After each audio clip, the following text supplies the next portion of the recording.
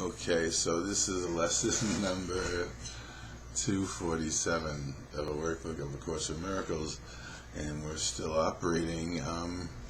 Remember, we're reading on a section on the world, false perception. Remember, world is false perception. This is lesson 247. Without forgiveness, I will still be blind. And why? Because forgiveness is the healing of false perception. Quite frankly. Sin is a symbol of attack. Behold it anywhere and I will suffer. Now, I want you to understand something. Sin, notice he uses the word sin. Okay. What comes to your mind when you hear the word sin? Okay. What comes to your mind when you hear the word mistake?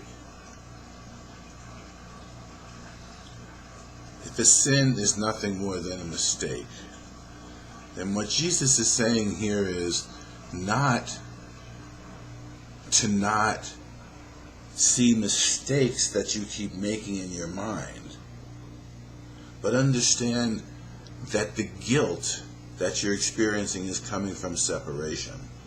And the mistakes merely are offering us chances to have a correction through the utilization of forgiveness at particular points in our thinking where it could be beneficial for a fundamental change in our mind, so that we can begin to see differently and remove the blindness from our own eyes as we look upon our brothers. But the thing that I want to talk about for a second is the idea, okay,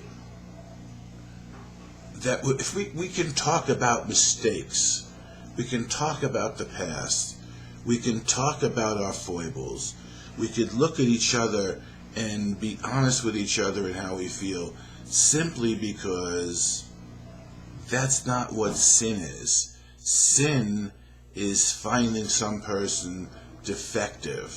Sin is thinking someone is beyond the ability to receive the grace of God. Sin is condemnation. Mistakes come up for correction. Just because we see mistakes in our eyes, don't think that means that we're looking upon sin as well.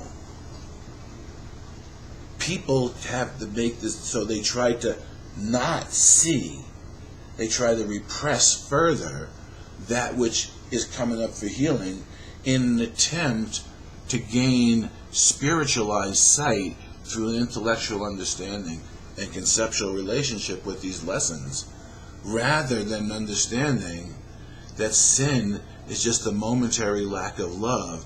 It does not mean that you are not what love is. So fundamentally, to discover who I am, to discover who you are, to discover who we are, there's an experience that is mandatory. Remember, Ken Wapnick used to call love the universal experience. I'm not entirely sure if I would codify the universal experience that Jesus says is necessary as that, but we can use it that way. He says in universal theology is impossible. A universal experience is not only possible, but quite necessary. The universal experience that comes shows us of our interconnectedness, of our oneness with our brother.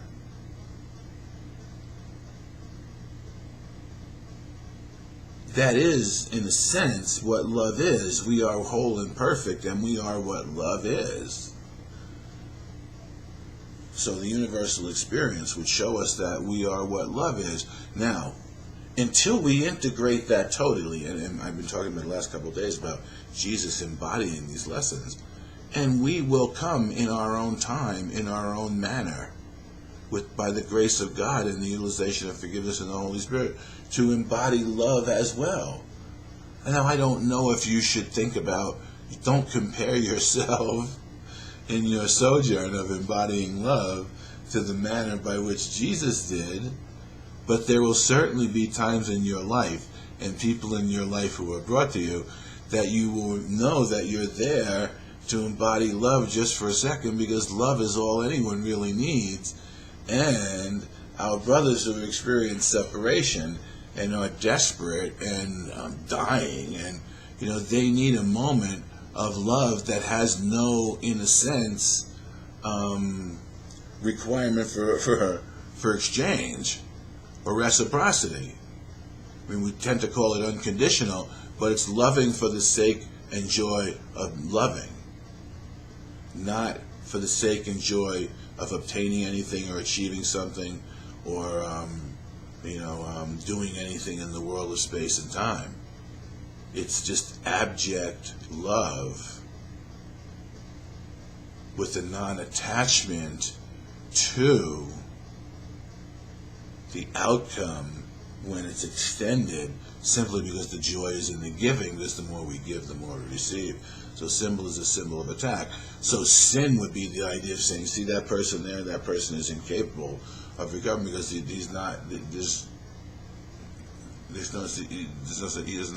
doesn't know what love. He's not love. He's unloving. He's a hateful person.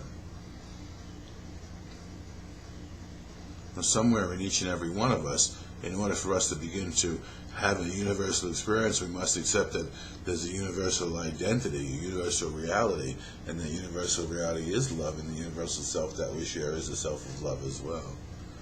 For forgiveness is the only means whereby Christ's vision comes to me. Now there's one of those statements. Forgiveness is the only means whereby Christ's vision comes to me. Okay, now does that mean that somebody has to study A Course in Miracles in order to achieve Christ's vision? And does that mean that somebody has to call it Christ's vision when they've achieved it based on an action of forgiveness, simply because they don't know and are not using the same vernacular as you? And of course not. That's not what Jesus is saying. That's not what this lesson is saying. What it's saying is,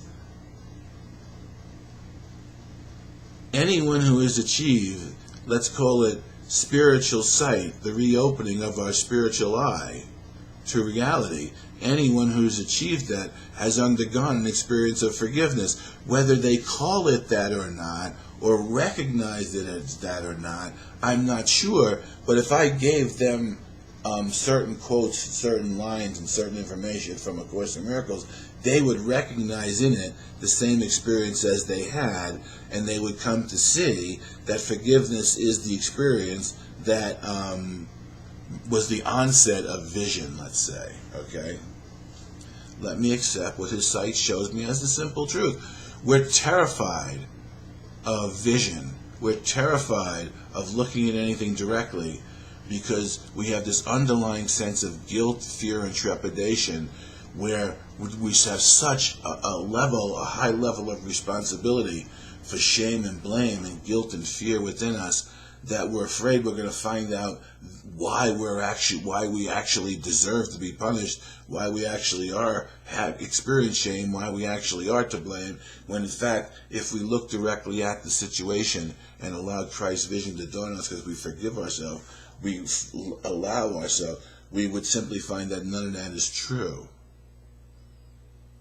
That's why forgiveness does not make error, sin real, and then forgive it. It recognizes that that reality was not threatened, nor was your reality changed by the hallucination within which you thought something could come to keep you separate from your father and separate from your brother.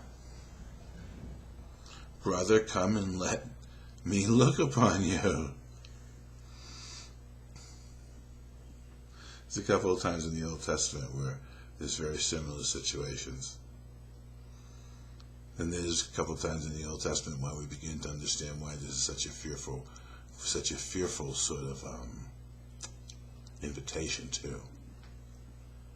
Because the guilt and the stain of some of what the Old Testament attempts to explain to us as to why brothers have turmoil and strife between them has yet to be healed from our own mind. Those scraps of meanness, selfishness, jealousy, that still come up.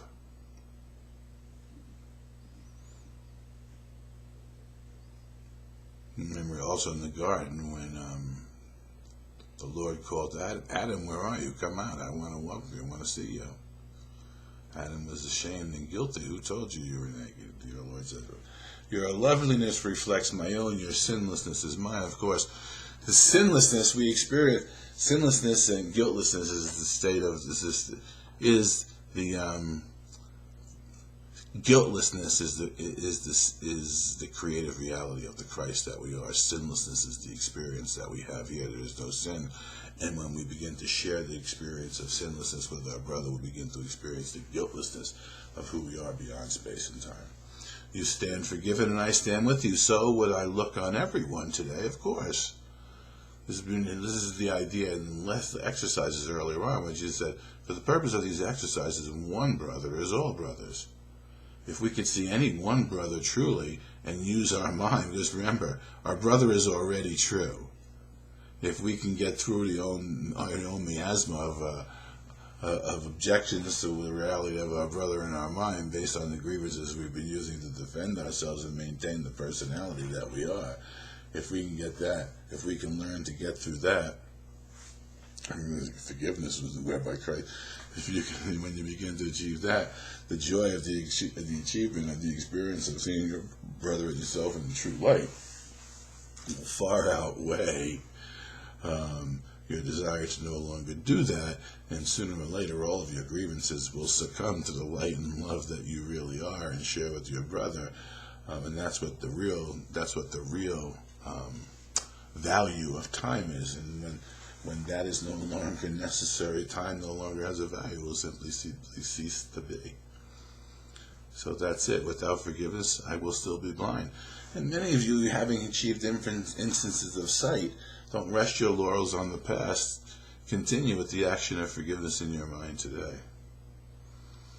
Lesson 247, without forgiveness, I will still be blind.